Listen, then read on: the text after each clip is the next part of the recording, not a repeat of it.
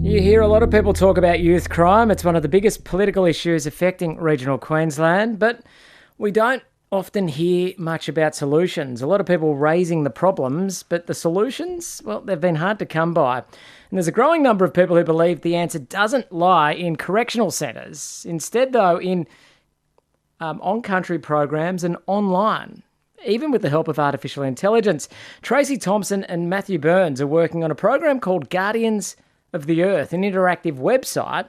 It's all about using role models and tradition to help rehabilitate young offenders. And they're both with us now on ABC Radio across regional Queensland. Tracey and Matthew, thanks for joining us.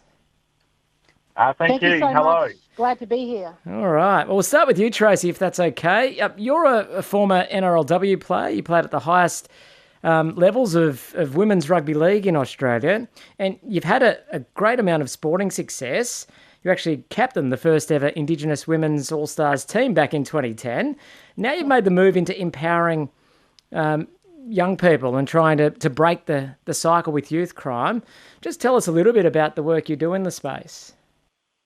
Yeah, well, thank you for that introduction. Very fortunate enough to play at the highest level, but I could have achieved more if I had the right mentors and role models, I guess, through my career. And I just feel like there's a massive gap at the moment with empowering our young people, putting them in a space around the strong leaders and the strong role models, male and female, where, you know, they can see a sort of a future in front of them. Like, it's basically, you know, unlocking their full potential, where at the moment a lot of our young people, they don't have those right role models and in their lives. So this is a space that I'm very passionate about, and I feel like we need to do more of that. It's like early intervention stuff. Yeah, and it's funny you say that, Tracey, because a lot of our listeners, there might have been one person in their life that they can look back on and think that person had a positive influence on me. It might have been a parent, a grandparent, a teacher, a coach. But when it comes to kids that are getting into trouble, we keep getting told that a lot of them don't have a lot of guidance from home.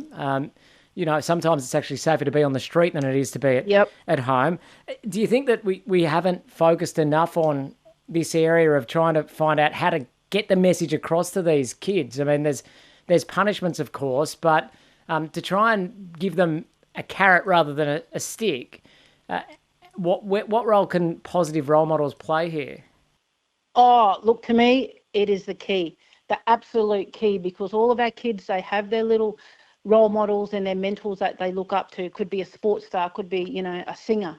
So if we can sort of get more of them on board to influence these kids to, get an education, because obviously education is key if you want to go further in life.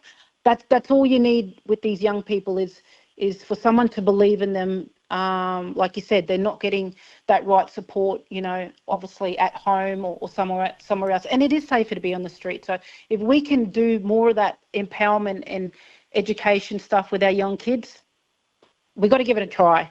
To be honest, we've got to try more in this space. So let's learn more about this program then, called Guardians of the Earth. And I'll bring Matthew Burns into the conversation now. Matthew's an Indigenous Community Engagement Officer and leading the program. G'day, Matt.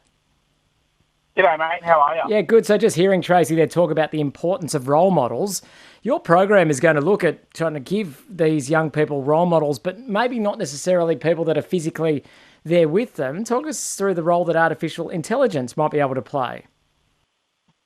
Well, as you know, artificial intelligence is gaining traction every day, and I think it's only a very small part of the solution that Guardians of the Earth is actually looking at. What we are looking to achieve through Guardians of the Earth is a safe community, and also looking to empower the children so they can change their lives, and this will be through education like Tracey and other people have said on the show. And so tell us a little bit about how the program will more broadly work then to try and break this cycle of young offending and reoffending. So look, there was that question about the AI. The AI would be the avatar that will be in creation. Early concept, but it'll be in creation. It's where kids can check in with that avatar weekly, daily, and actually the programming will be able to pick up on key aspects of the young person. So then it could be fed back out a central point that is secure, so we can look and evaluate that information and find the right support for them.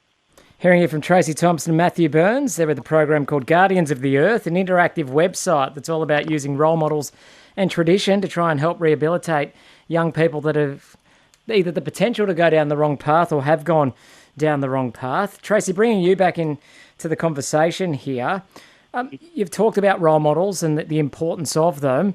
The fact that they can, with technology now, you can have a virtual role model for people when, you know, someone might not be able to be physically present with them.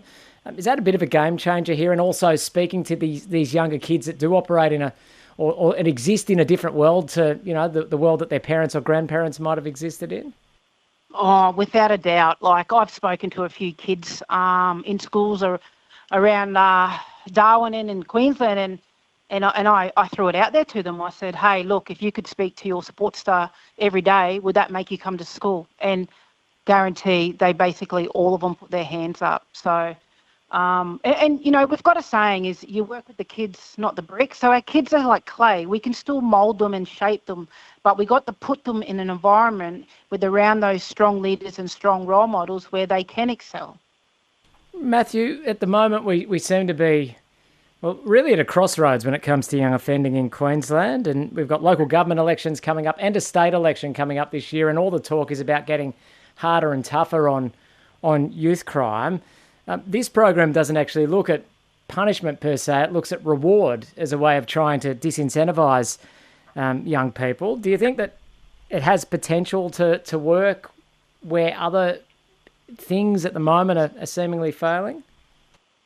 Yeah, look, I think that one of the biggest things is this is a development by, community-based. So it's, the local law, LORE, code of conduct, which elders will implement with the kids. And I think that's the big thing that's broken down, is that we no longer, I think it's generational, have that respect for elders. And I see it a lot with kids. And I think hoping to have that input from the local community, it's driven by the local community, that can make the change that is needed, so it can implement bigger things for the community in a positive direction. Tracey, how easy has it been to get role models on board?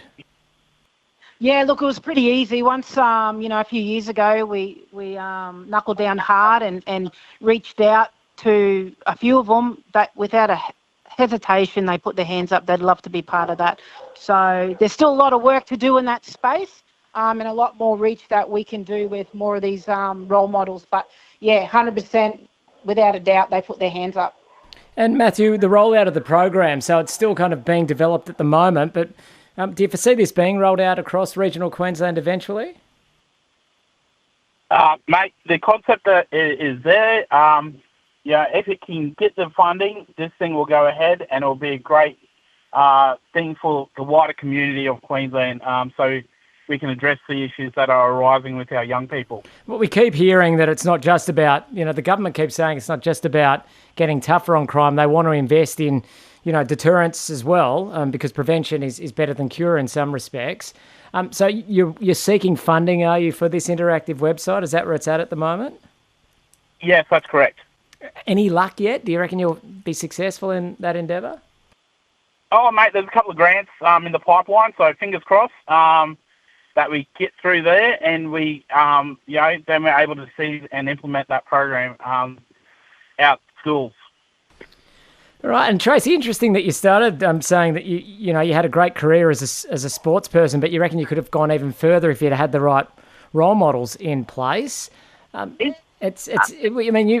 captained the first ever Indigenous women's All Stars team, and we saw the Indigenous All Stars playing on the weekend in Townsville. It's come a long way, women's rugby league. When you say you think you could have gone further, are you talking about in sport, or what do you mean about that? Yeah, definitely in sport. So, I think 2004, I'd already played 16 Test matches and I'd already been to 2 World Cups, England and New Zealand. So I was still in my early 20s. But because I suffered with confidence and self-esteem off the field, to be honest, I hated going away on tours because it was sort of out of my comfort zone. Then I made myself not available to continue to play rep. So, like, to be honest, people say I could have been the most capped Jillaroos player to ever play the game. But yeah, look, I don't look at it like, I look back now and I think, it's my journey now to go back and try and inspire and empower these young kids to achieve whatever they want in life. But the key is to having the right support there to build up confidence and self-esteem.